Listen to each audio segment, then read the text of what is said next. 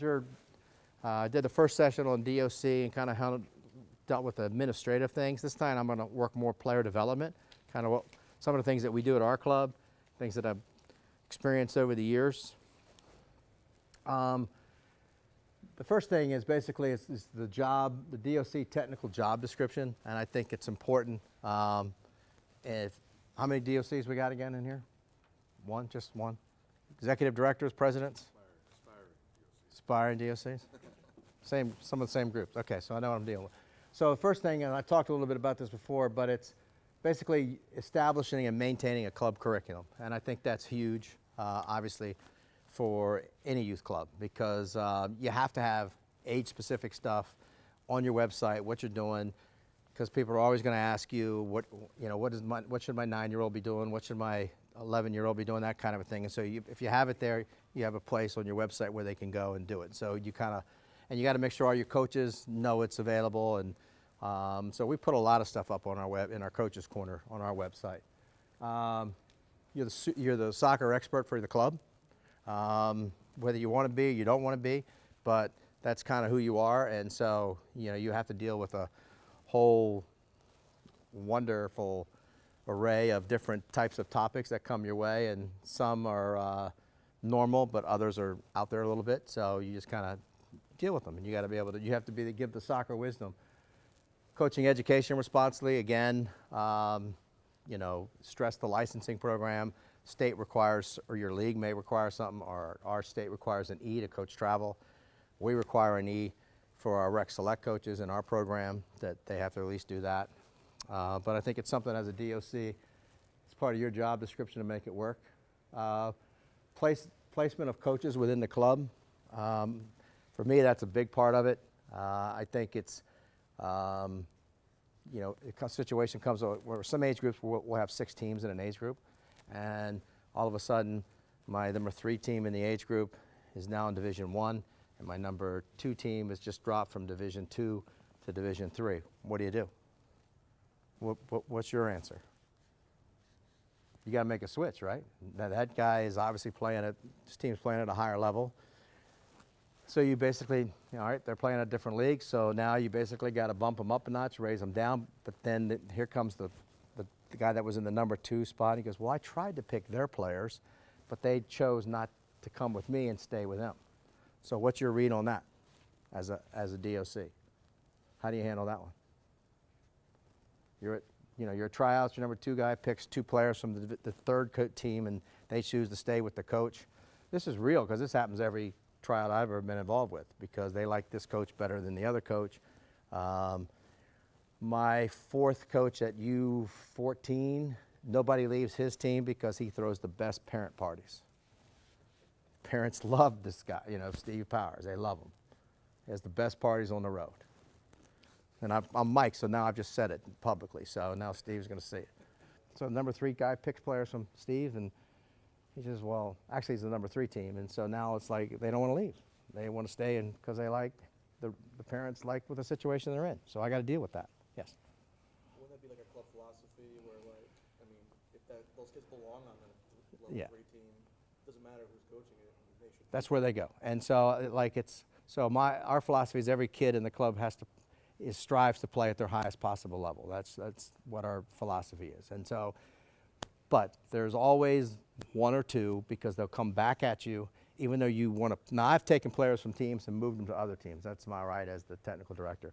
But sometimes you're going to find a situation where on that 3rd team, a player should be on the 2nd team, but they have trouble transportation-wise, and they live right next door to this person, and then they're going to use whatever they can to make it work for them. And so then as a DOC, TD, you got to kind of think, all right, this makes sense. Well, let's see what happens and go from there. John, and so. At the same time, like when you're moving that kid from the 3rd team to the 2nd team, are you dropping the kids from the 2nd team down to the 3rd Yes. team? Mm-hmm. I mean, the way it's supposed to work in our club is like you're on the 2nd team and you've just lost 2 players to the 1st team. And so now you want to have, and sometimes what happens, the 2 players on the 1st team that are being dropped, they're not happy. They don't want to go to the 2nd team, so what do? They find another club so they can be on the 1st team somewhere else. So now the 2nd team needs players. So the way it's supposed to work is you have a supplemental tryout, and then you're going to add players. And so you pick 2 from the 3rd team, Now the third team has supplemental and basically goes through the same process. So for me, what I try and have them do is when the number 2 team, and we have 4 or 5 teams in the age group, I make all the coaches go to the supplemental tryout with all their players, and so it can all be done in one swoop versus, you know, playing the little game that here, because it doesn't work out that way. So it kind of works itself out. That's kind of how we do it, yeah. So you kind of want to keep the kids in the club, but reality says sometimes they're going to go somewhere else so they can be on the first team. How often are players trying out, so to speak, for these teams? If you say supplemental tryout. Not often. I mean, it's very rare actually, but it's things happen. You know, I always preach, like, if you pick them, you play them. That's kind of my philosophy as well. So if you're going to pick 17 players, then you play 17 players. You know, as you know, some coaches only pick 15 players because they're a little afraid of playing time. They don't want to deal with that issue. So I think in that situation, you know, you basically, you have your roster, and then somebody gets hurt and somebody else gets hurt. What's big, like, we have like 14, U14 girls is a strong age group for us in the fall. But then in the spring, all of a sudden we have girls who try to go between girls soccer and girls lacrosse. And if you know anything about girls lacrosse at the D1 level, there is a ton of scholarships out there for girls in lacrosse. And so I think New York area and Baltimore are the 2 top areas in the country for lacrosse. And so we're fighting that all the time. So we had somebody on our U14 girls team who just got off to go to Navy and play lacrosse, and she's only U14 team, so she's 13 years old maybe, or just turned 14. So she's already got a commitment to Naval Academy, so she's not playing soccer in the spring. So now all of a sudden you need players, and then the whole process goes again. So, and then all of a sudden, then the coach, you talk to the second team coach, and they get it, but then they don't get it because they don't want to lose their best players, because that's what's going to happen. So yeah, it's daily. It doesn't go away. It's pretty much daily. Exactly, and that's what you have to. We have teams that we have from other clubs come to us. They come over because we're basically fostering a club atmosphere. It feels like that way. So when we have our 4 turf fields and everybody's out there, and everybody's there at 5 o'clock, and it goes to 6:30, and all the fields are covered with players, and then all of a sudden, you know, the next changeover is at 6:30, and all the other players, just as many, are waiting to go on the fields. It's massive, and it kind of nurtures, you know, you're nurturing that. Everybody's in the training gear, and everybody's doing that, and you kind of, you know, it's really growing as a club, and so as that grows, it's easier for you, the DOC or technical director, to make the changes you got to make, because it's, you know, it's working. So. Competition advisor, leagues, tournaments. It's kind of like, I think, like, I know some clubs will have advisory boards and stuff like that, and that's okay. But when it comes, if you're actually in the job of technical director, DOC, you should be the one that determines where the teams are going. Hopefully, like, if a team doesn't get into Region 1 play, there has to be an option. EDP is a good thing for us. It's coming on strong. And so we're putting teams into that. So I don't really think, in my position, I need to go to the executive director and make a decision. I actually, he coaches a team. He has a team that's in Region 1 and EDP.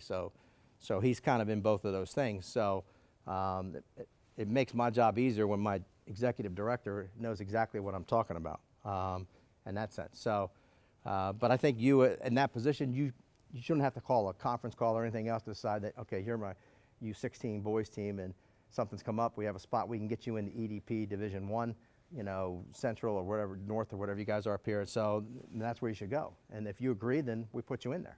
You know, I don't force it on anybody, but I think I shouldn't have to get a vote of an advisory board to make that decision. I think that comes down to you guys, you know. Placement of players within the club, we talked a little about that. Facility management, I put that in there because it's like, and I'll talk a little bit about it, but we have on Mondays and Tuesdays, it's mandatory technical training for every team U8 to U12 in our club. And so you're my U10 coach, boys. You plan the lesson plan, and you basically, now you have half a field and you have 5 teams that you're working with, and you have 5 stations, and you're just doing technical stuff. And so now as the facilities, you got to basically, you know, you got, you know, and we usually charge our teams as fundraiser because of the lights and stuff like that. So you pay like $37 for an hour-and-a-half session on like a quarter of a field, for example. But for the technical sessions, they're mandatory. We don't charge for those. We just make it happen that way. And so as far as managing the facilities, you got to put it all out there.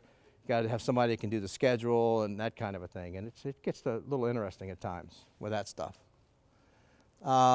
Training, all-encompassing curriculum, philosophy, club training, team training, individual training, technical training, outsource, goalkeeping training, and like for us, because we have rec and travel, we'll do, like when we're doing travel technical work on Mondays and Tuesdays, we also have work for our, what we call U8 Rec Plus. We have travel coaches doing that on Mondays and Tuesdays as well. This is kind of all through the whole club. We also do what we call rec tech training. So basically you can sign up as an individual, or like Garrett has a U11 Rec Select team, and he wants an extra night of training, but he's a new coach or something. And so he basically signs his whole team up, all 10 or 11 players, they sign up, and then we put a travel coach in there or something who can work with that age group, and then they do the training. So we offer all those kinds of things for our players.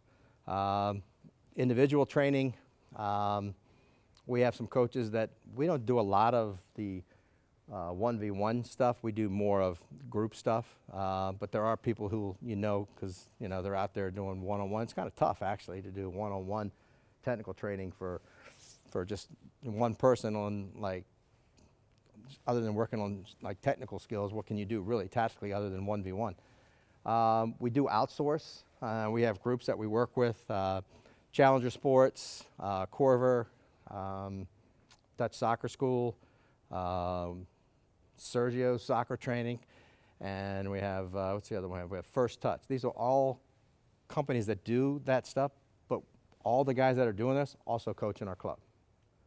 So like all 5 guys that from Challenger Sports, which is kind of a British-run club, they're all coaching our club. The guys that work for Corver coach in our club. Sergio works in our club. The guys that do First Touch work in our club. The Dutch Soccer School guys work in our club. So it's kind of like it's all in-house, and they kind of work our camps in the summer and stuff like that. So one big happy family. But you as a coach, like if you want to do Corver training, you have a right. You're like, we have a list that we put out that you can, if you're a rec team or travel team, you want to get extra training, go to these people. It's kind of what we put out. This is an approved list for training because we know those guys. It's kind of what we do. So works out well for us. This is kind of what I was talking about before. Like if you're from 8 to 12, you're in charge of the age group. And I get all those coaches together. We have a meeting in 8 to 12, and it's kind of like what you do is they send out a lesson plan, and then they get all the other coaches, head coaches in their league. They all have stations, and on Mondays or Tuesday, whatever night your night is, then you're making this happen.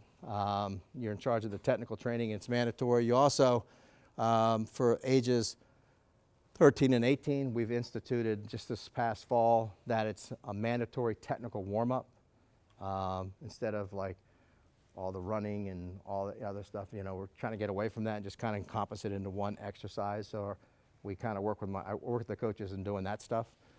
That's pretty much it on that. This is an example. Probably be easier if I stood over here, wouldn't it? A little bit. Can you guys see? Like this is just the first one. This is like session 1 from our U11 coach. And it basically sends out topics that he's going to cover in lesson 1.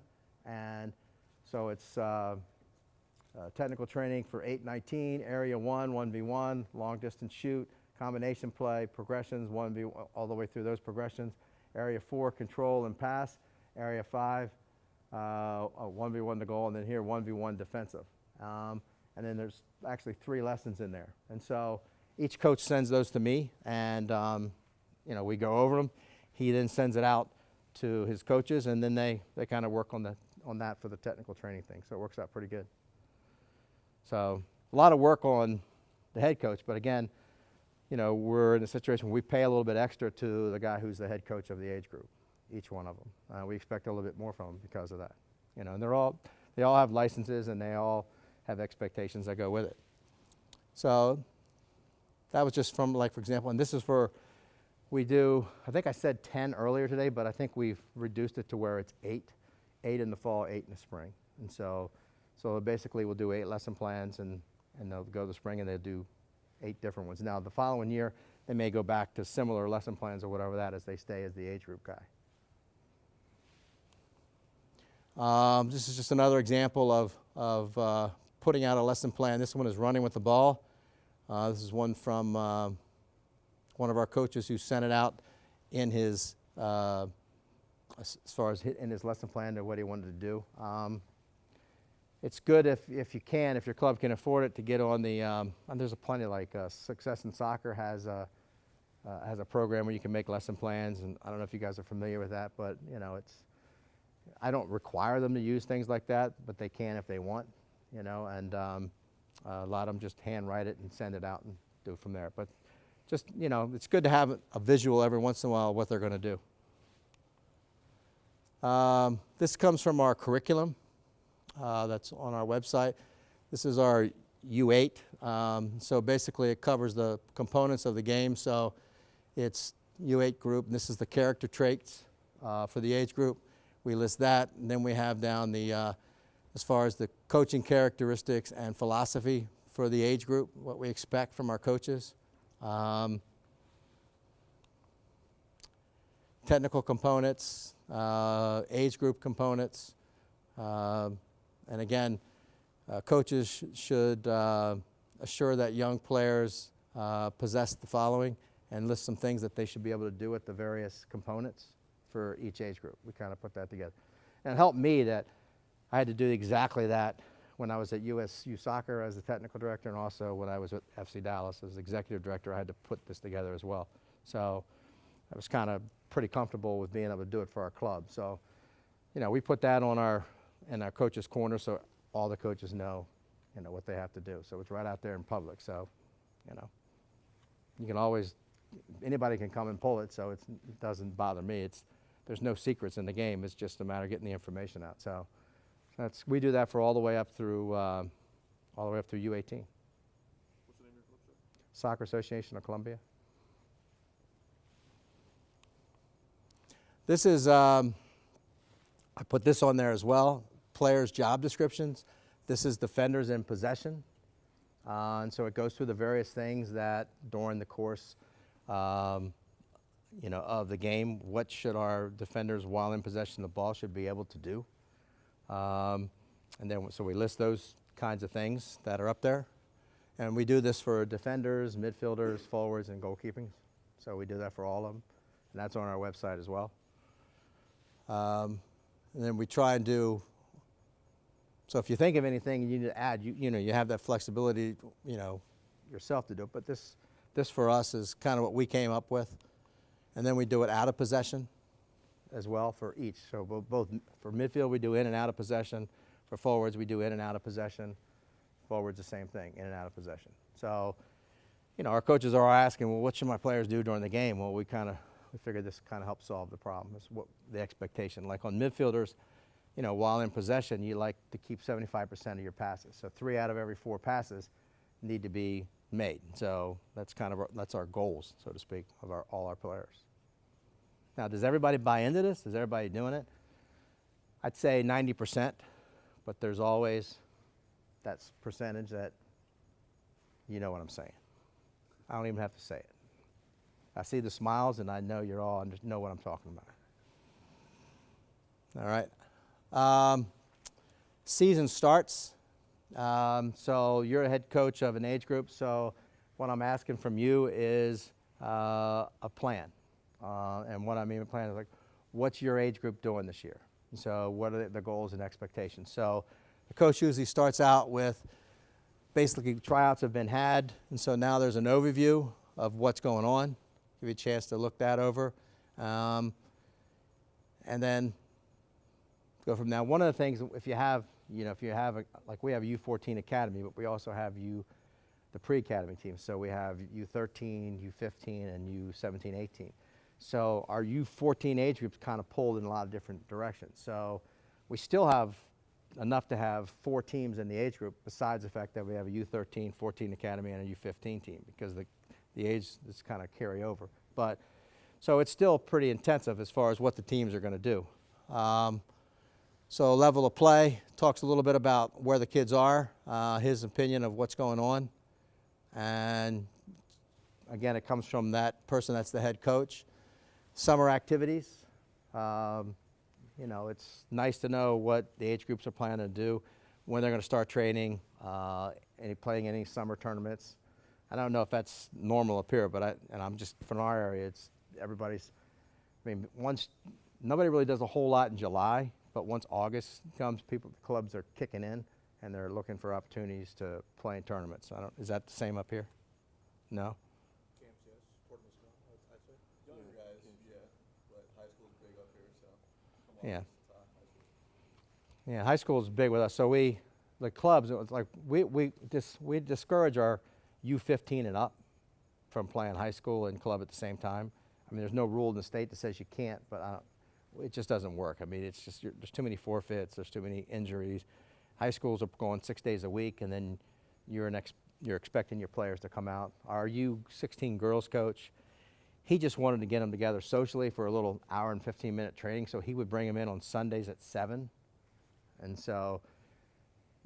I said, yeah, okay, let's try it. But I wasn't happy with it because now they're going 7 days a week. There's no downtime for them, and so we won't do that again.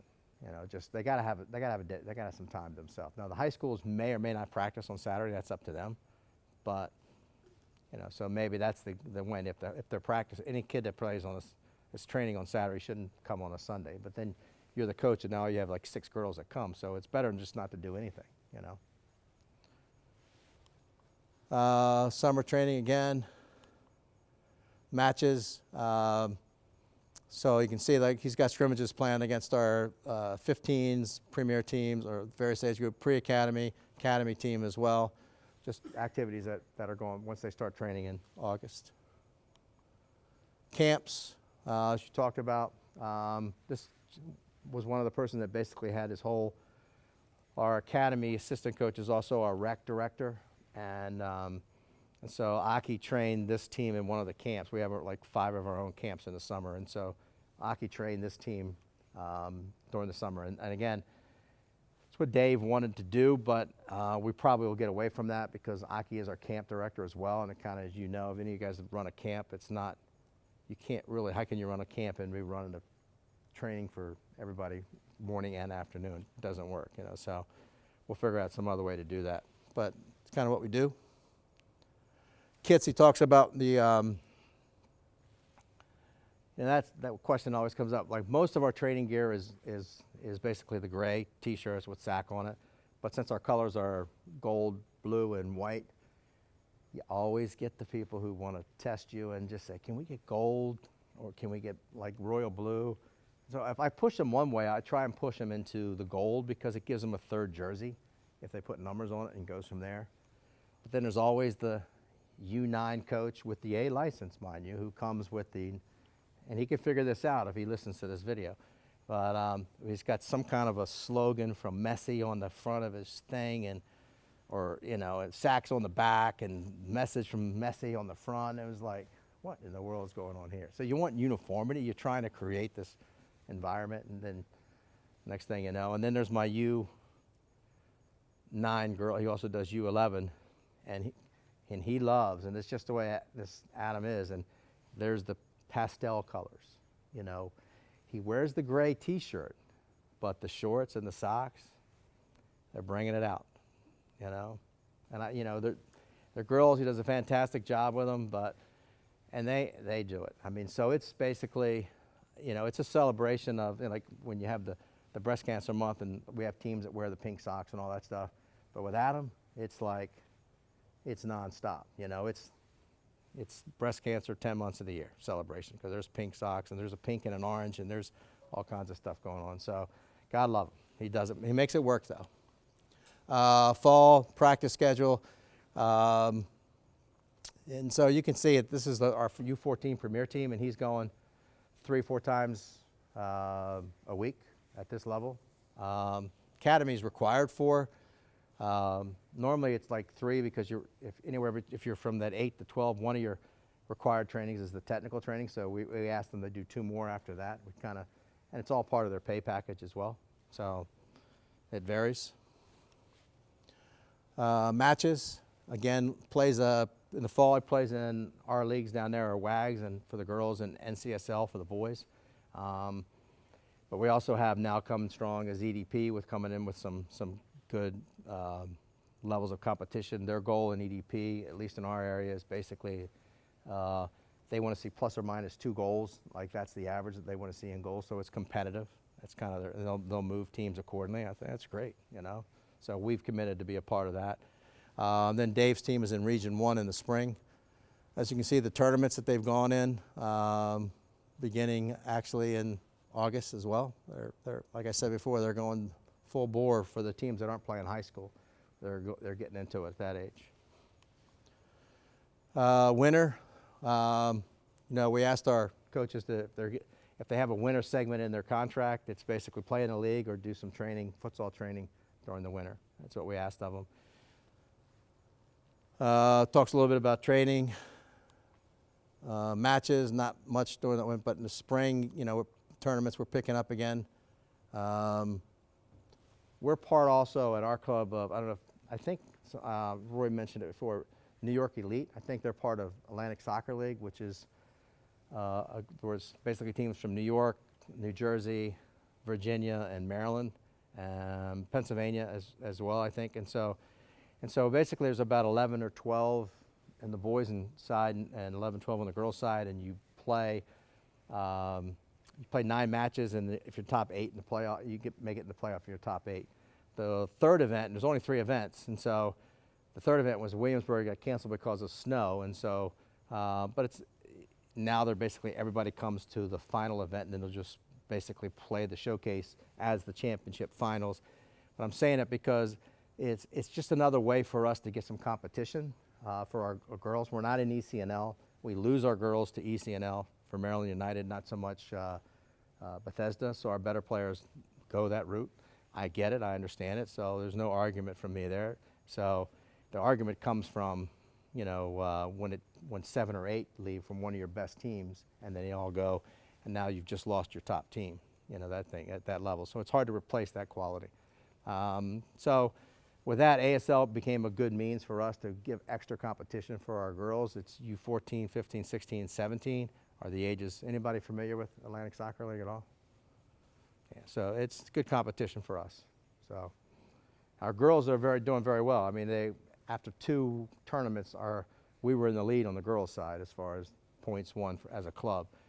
Boys' side, because of our pre-academy and academy teams, our boys don't do as well, so we're like in the bottom third there. So that's all relevant.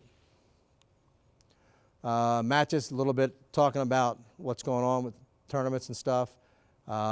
This is an example of, I asked them to do at the end of the fall, and if you can read that, it basically goes through what happened in each of the age groups. And you can see 7 players moved, 6 to pre-academy, 1 went to Celtic, which is another club. And then basically it's a rebuilding year for him, but he still played well enough in the fall that he did well enough in NCSL that he still got into Region 1 play. So, you know, he did well with what he had. It shows a lot about our depth. Still talking about Premier and the events. He plays in the ASL. This is the United Blue. And we've kind of gone to like SAC Premier White, SAC Premier Blue. SAC Premier Blue is our top team. SAC Premier White's our second team. And then under that, we keep the same colors that are in the club. So United Blue is the 3rd team. United White would be the 4th team. United Gold is the 5th team. And then if we have 6, it's United Black. So those are the colors. But I try as I may, I can't get away from SAC Chaos or SAC Avengers or SAC, you know what I'm saying by the names? I mean, you know, it's just we're trying to make it so that when our teams enter tournaments, that it's basically everybody knows what level they're at right away. Because if we kind of send out a list before the season starts of our team, our structure, these are our teams, and yet I'll always get the call like, well, who is this Chaos team, or who is this Wildcats, or who is whatever, and then I try to figure out who it is. But we try to structure it at least so it makes sense, so that when our teams apply for tournaments, it works for them. United White, a little bit about what they did in the fall. United Gold. United White as a team, we're only allowed so many slots in the various leagues, so like we'll get maybe 3 teams in the WAGs per club for age group. We may get 3 teams into NCSL per age group, and that's kind of how it works. So one of our teams just got into this, the white team, if I go back, just got into Division 8, and that's how deep the league is, and so they were in there, but they were pretty good. They were beating teams, and this is the team that has, the team players don't want to leave because they like to travel to parties and stuff. So that's who this is. And so, but they're good. And he basically, the reason he's coaching this team is because this is where his son is. And I know you probably have to deal with that's why I'm talking about it. Because his son basically isn't good enough to make the second team in the age group. He belongs on the 3rd team, and that's where it should be. So when I get the conversations between this coach and the coach that's above him, it's like, well, I have my B license. Why shouldn't I be that coach? I said, well, are you going to coach your son? And the question comes, yeah, then you should be where your son's going to be if you want to coach your son, because he's not good enough to be on the 2nd team.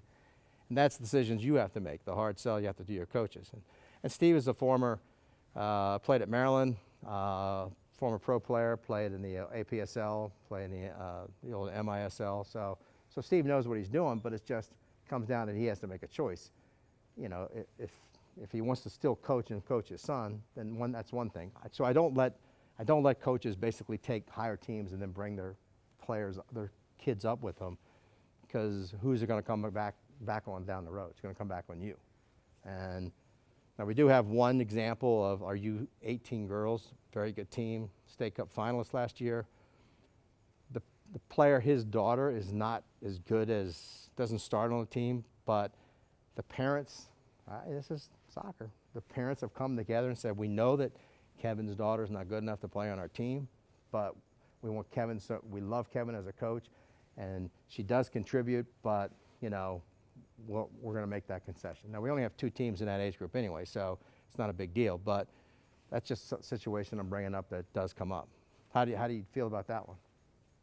You're in my shoes. Do you let it happen? Because what are you worried about? You're worried about how the parents are going to feel, right? About having a player that doesn't belong. But then you also have the moral side about does she really belong on that team? So anyway, so that one is one I let slide a little bit because it was that way before I got there. So I can play the old grandfather clause. But this is the last year, and we'll see what happens after that. But hey, it's real. You got to deal with it. Then United Gold, United Black. So we have 6 teams in this age group. Even though we have pre-academy 13, 14, and 15. So you can see the numbers are pretty good for this age group. Coaching education, player development wise, appropriate license for age level. You know, right now I explained this earlier, everybody's got to take the F now. There's no more crossovers from NSCAA to U.S. Soccer. So ours is mandatory, you have to have an E to coach travel, or in our club, Rec Select. D is 2 parts now. Anybody taken the D and gone through the 2 parts? Then the C is now going to be 2 parts for that one as well. So you're going to basically take the course this year and then come back to what they call a performance center where you do your final testing. Now they also have, like, there's a point scale in the coaching education, just throwing out some information. It's based on 200 points now, and so that's changed as of January 1st. And to pass outright, it's 140 and up, and you go straight that way. If you get between 120 and 139, then you basically are in a situation where you have to wait 6 to 18 months and then go back to a performance center. So, and just from somebody who's had to grade it, it's very difficult to not pass. I mean, at least to get to the performance center, because you're going to go in with, you have to do 5 lesson plans when you go in, and those are graded. Those are 2 points each, so that's 10 points. And then you take the 2 videos that you have to do for one of your lessons, which is on stage 2 and stage 3.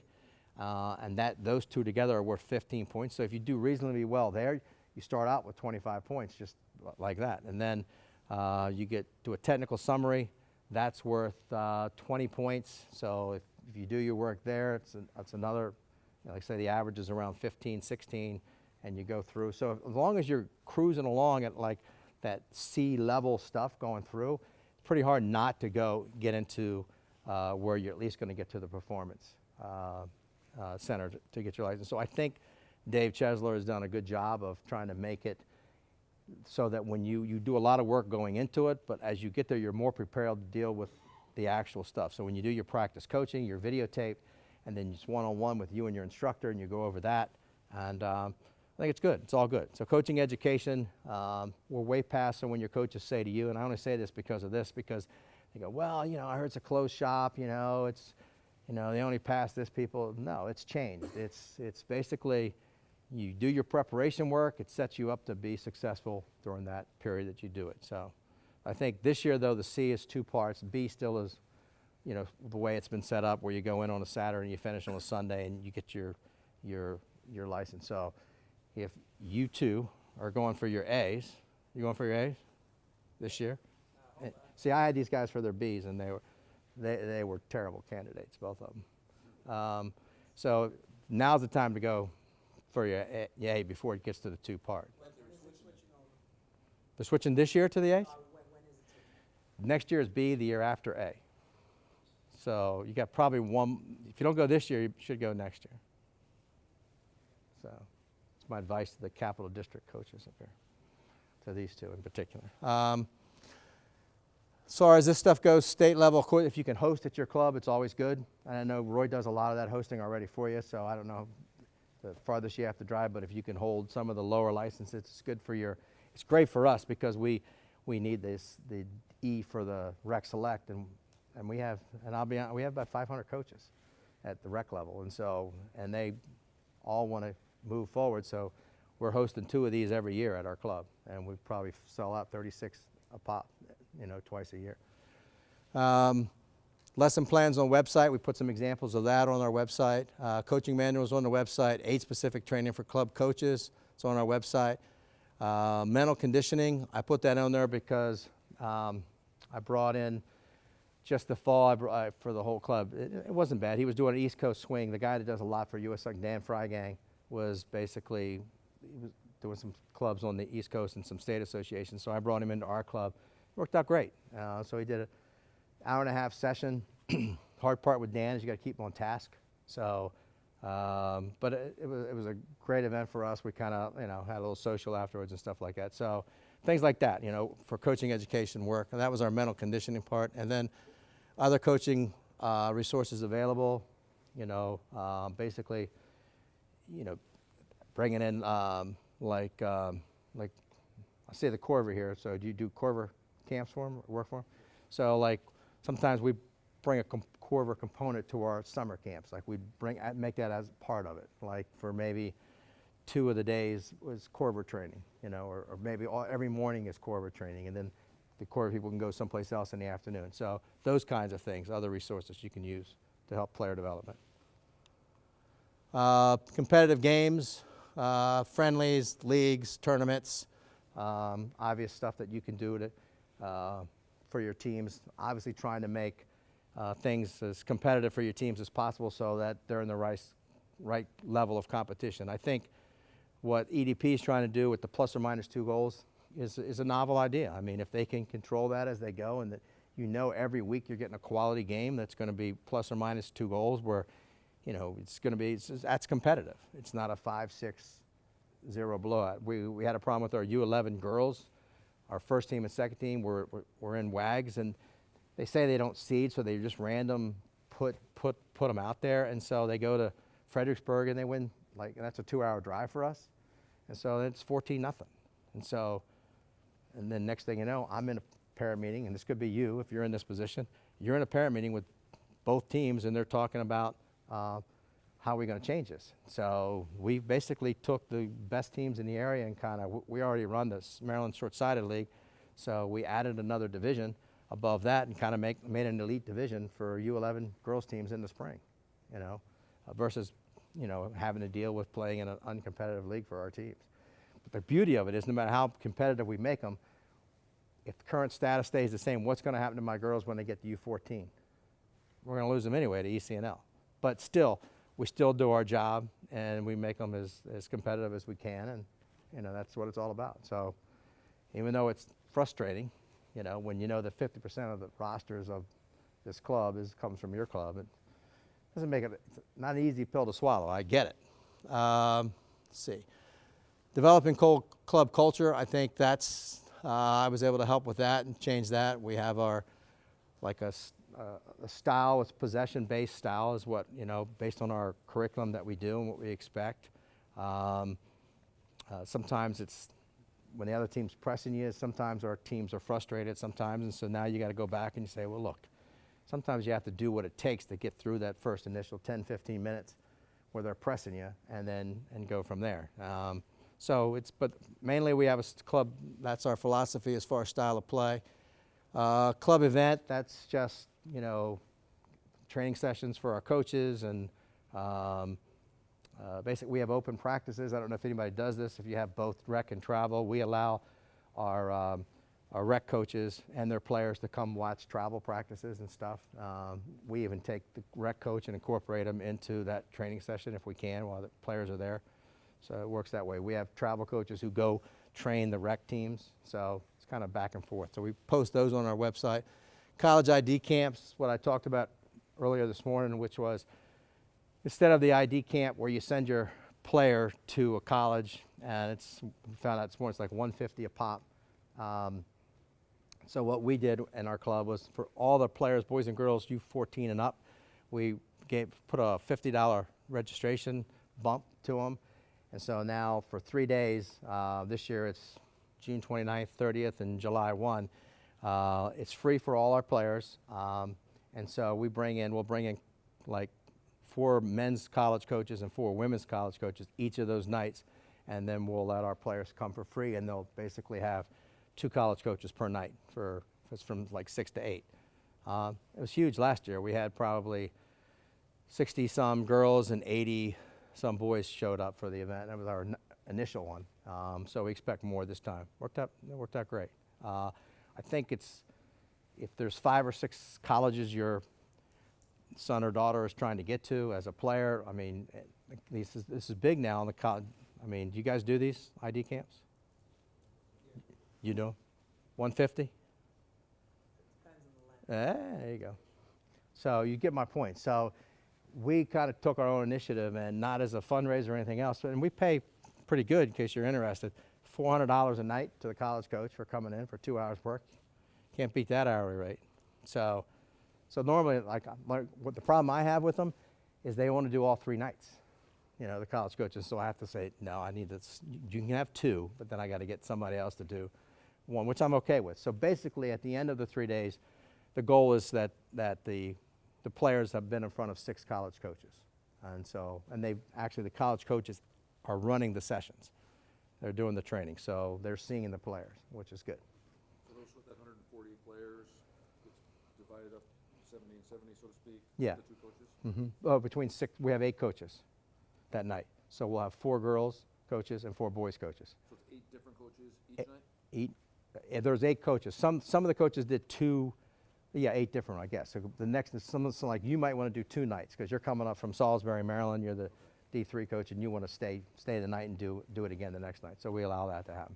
So it was good. Last year we had Mount St. Mary's for the girls, Mount St. Mary's, Towson, Salisbury, Washington College, American, GW. So and then we brought in our local Howard Community College. Their head coach and assistant coach came in. We let them be a part of it. So just the variety. We kind of covered the levels, some D1s, some D3s, and so it was that way. So there weren't really that many D2s in our area, so we just brought the D1s and D3s in. So something to think about. Can't let all the colleges get all that money doing that college ID stuff. Facility management, it's hard because you're sharing space, you know, with everything. We have 9 fields. We don't do anything really on the grass fields because we just use it for games.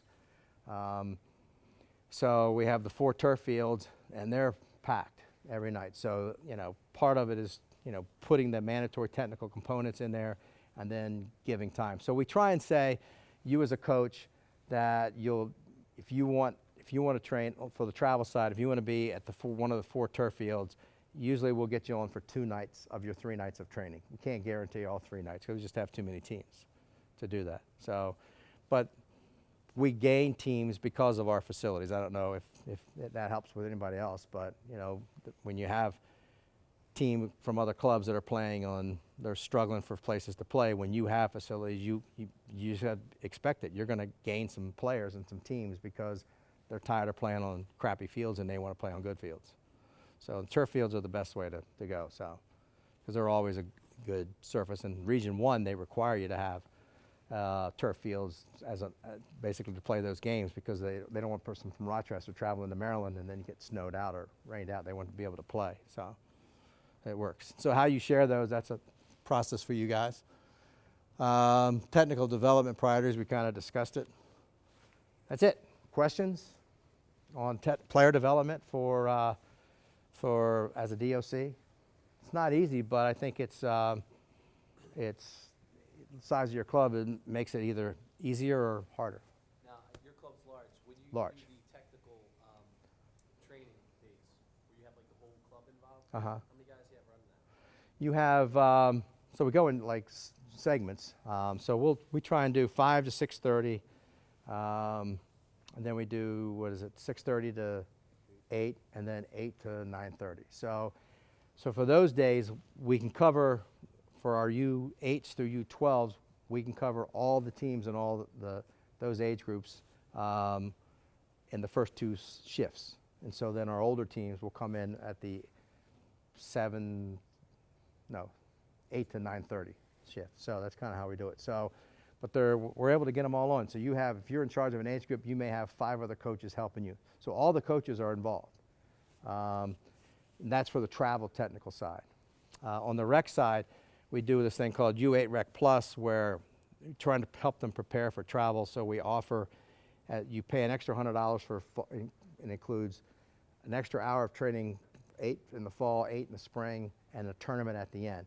And that's just with our U8 Rec, and that allows, and we bring in our travel coaches to work with the players, and so they go and they do 2 teams of 10, let's say, and the coaches are also now, the 2 coaches that have those 2 teams are working with you, the travel coach, to run that session, you know, and that's the important part, because sometimes the coaches they're just kind of hanging out because they don't really think they know as much as the travel coach, but the idea is not only are the players learning, but the coaches are learning as well. They're supposed to be they're supposed to be assistants for that. So, and that's been a big hit. So, I mean, we probably, in the boys will have 20 U8 Rec Plus teams, and the girls will have maybe 16 U8 Rec Plus over. And then we still have the regular U8 Rec boys and girls as well. But it just another way to get more training, player development into our young players, you know, as a way to do it. You do the 100 for both 8 sessions, so spring and fall, it's 100. Yeah, 8 and 8, and then in the spring we do what we call a U8 Rec Plus tournament, and it's just those teams compete for a winner. And that also, so now it's perfect for you. Let's say I use John and Garrett as my 2 U9 boys and girls coaches, and they're there at the U8 Rec Plus identifying players that they can invite into the tryout situation from there. And then whatever other, like you may have, if Garrett's doing U9 boys and he's got 3 other coaches that are going to coach those teams, let's say we have 4 teams at that age at the expectation, and then John's got 3 other people helping him. And so it works out really well for those guys going into travel, and it prepares the parents a little bit better too, because they kind of see what's going on. And now we are an academy. We just have 4 teams now, and but the expectation is that we'll kind of come together as Baltimore and run the academy. Yeah, John. What are some of the mandates that U.S. Soccer is setting for you guys that, in terms of development for U14s and That's priorities. As priorities, yeah, either from a tactical standpoint. Possession, playing out of the back, goalkeeper distributing the ball so you're playing out of the back. They want you, which is kind of interesting, they want you to be able to play a pressing style. So that's where I get to the point where you're in your first game, you know, we're playing DC United. They got a little better talent base than we do. And so now they're pressing us for the first 10 minutes of the game. So you try to play out of the back once or twice, and you can imagine what's going to happen, let's say, and then they're putting you under. So now you basically got to survive 10 minutes. So you play a little bit longer. So you get it to the outside back, and they play down the line or play forward.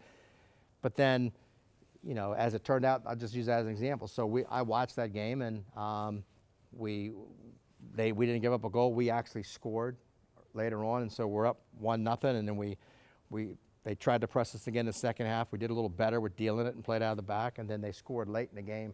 So Ron Cerritos, who used to play in the MLS, his son scored a nice little goal, so it ended up 1-1. But I mean, that's the priorities. They want you to be able to play out of the back, but they also want you to be able to play a pressing style as well. They recommend you play in a 4-3-3. You know, just for development reasons, but they don't penalize you if you don't play in a 4-3-3. You can still use your players. That's some of the things that the 13 and 14 that they're doing, at least when we play the games anyway. All right, well, thank you guys. Good luck to your seasons. All right.